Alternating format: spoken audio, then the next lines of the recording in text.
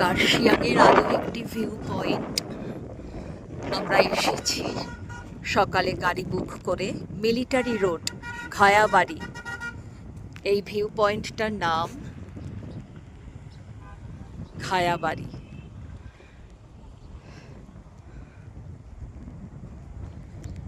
অপূর্ব বৃষ্টি হচ্ছে ইলশেগুড়ি।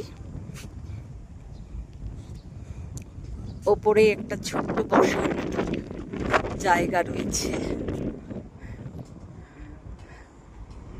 এই ভিউ পয়েন্ট থেকে পুরো নিচেরটা দেখা যায় এত সুন্দরভাবে।